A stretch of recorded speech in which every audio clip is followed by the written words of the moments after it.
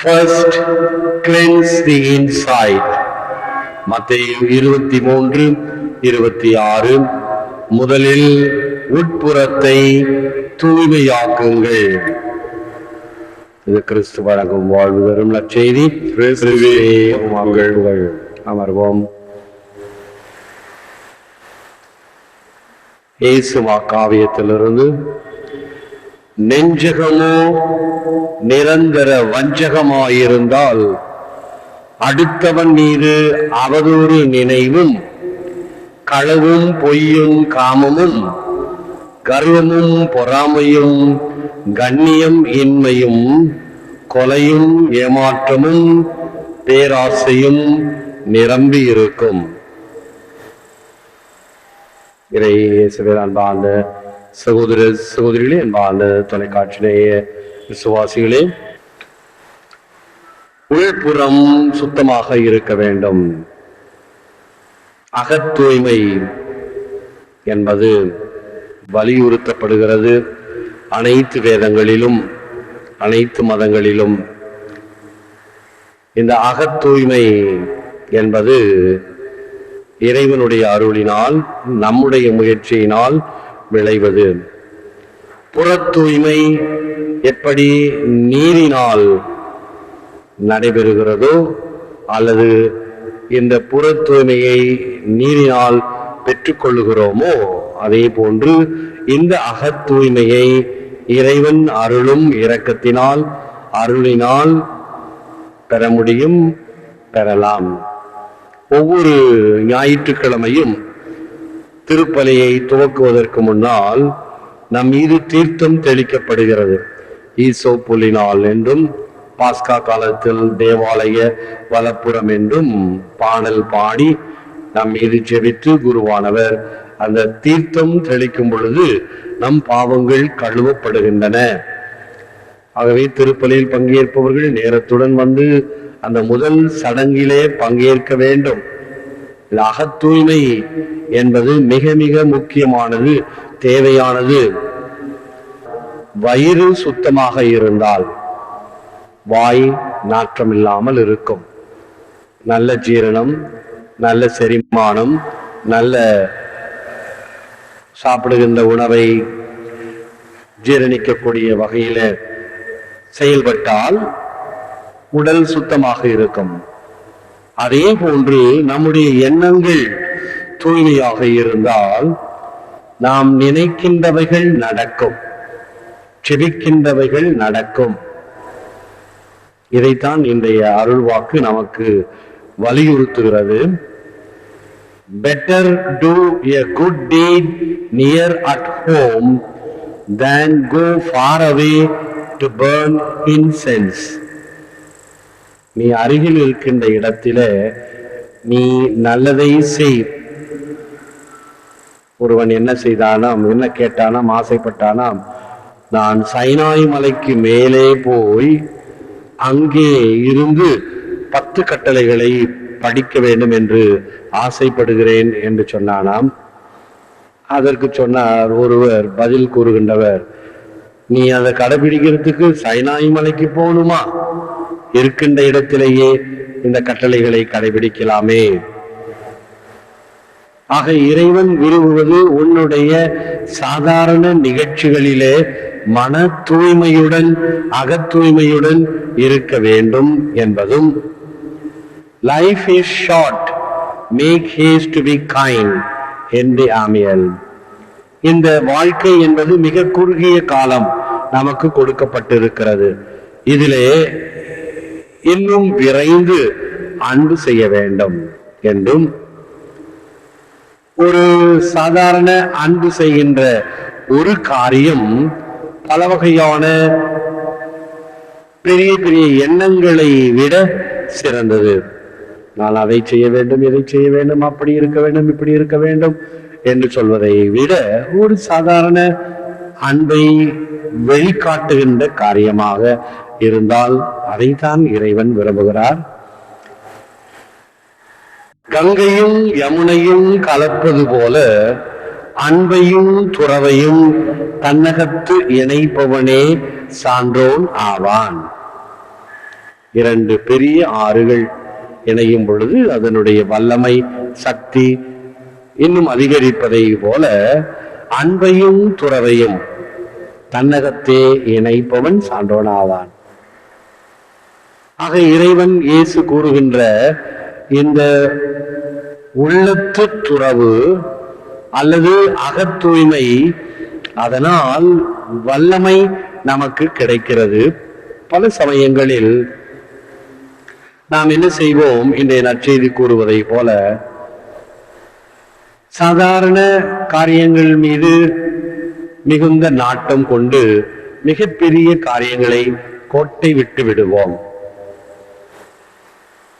ஒரு பங்கு தந்தைக்கு முன்னிரவிலே ஒரு அழைப்பு,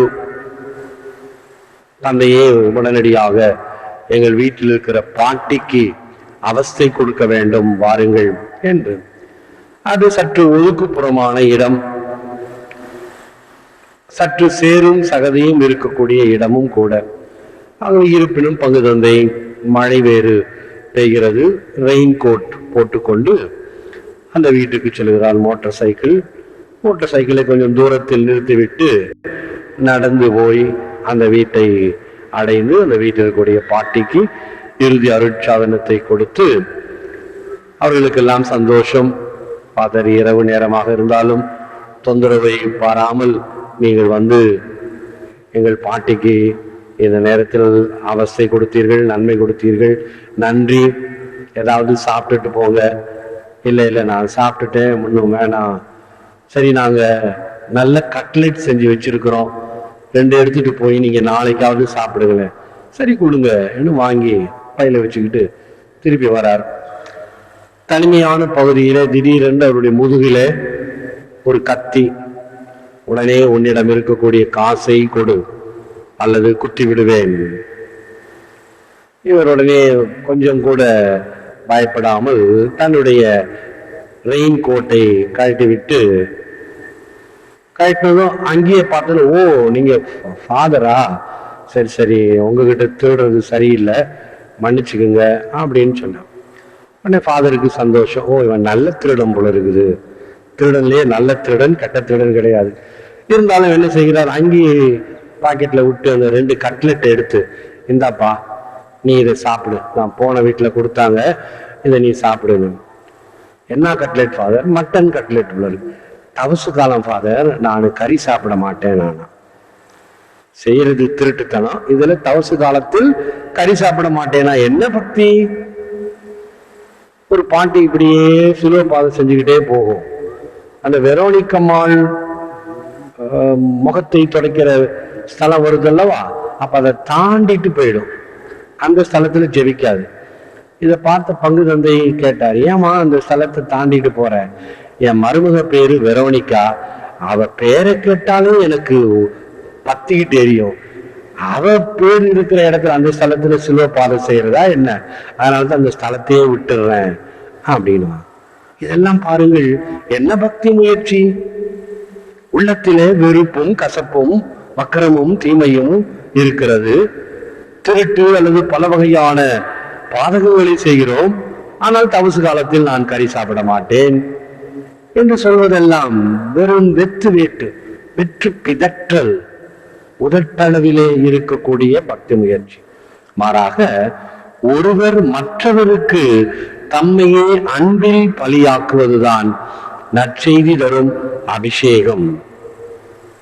ஒரு மனிதன் வாழ்கின்றான் என்றால் இயேசு வாழ்ந்து காட்டிய அந்த வாழ்க்கை பாதை, சிலுவை பாதை, அவர் இறை மைந்தனாக இருந்தும் தன்னையே முழுமையாக பிறருக்கு கொடுத்தார் அல்லவா?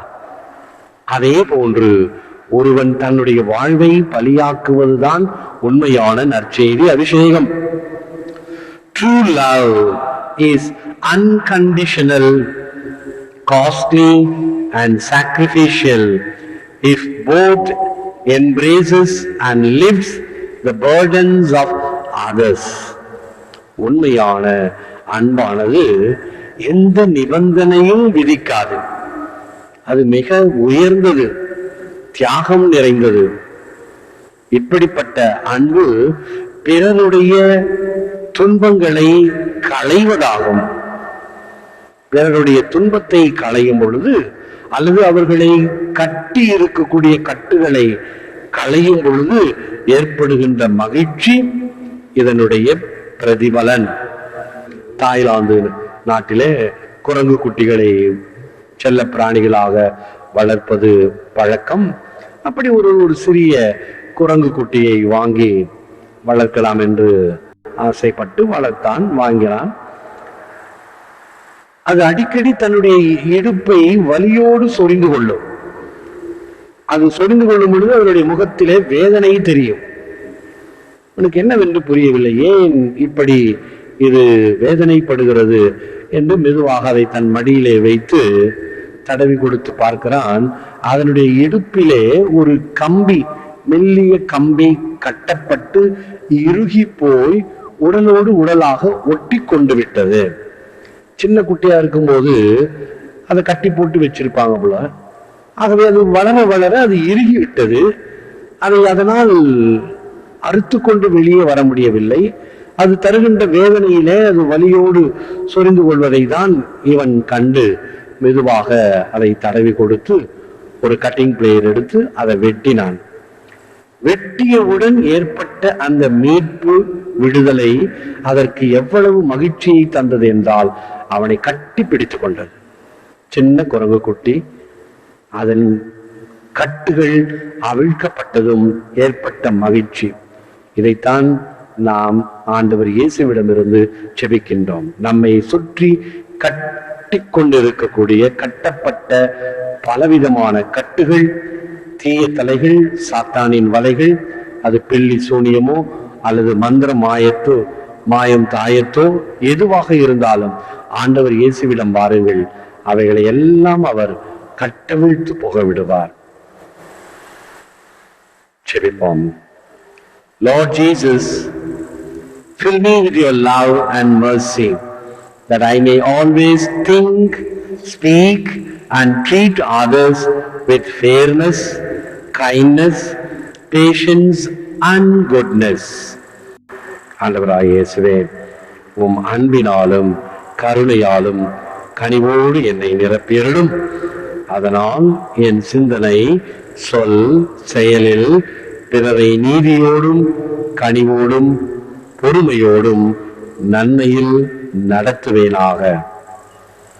வெறும் சடங்குகளை அல்ல, இன்னும் ஆழமாக பக்தியின் முயற்சியாக எங்கள் அகம் தூய்மையாக, உள்ளங்கள் இன்னும் சுத்தமாக்கப்பட உம்முடைய அருள் ஆசீர் எங்களுக்கு தேவை. அருட்சாதனங்களினால் நாங்கள் தூய்மை பெற்று உமக்கு ஏற்ற மக்களாக வாழவும் வளரவும் செய்திருடும்.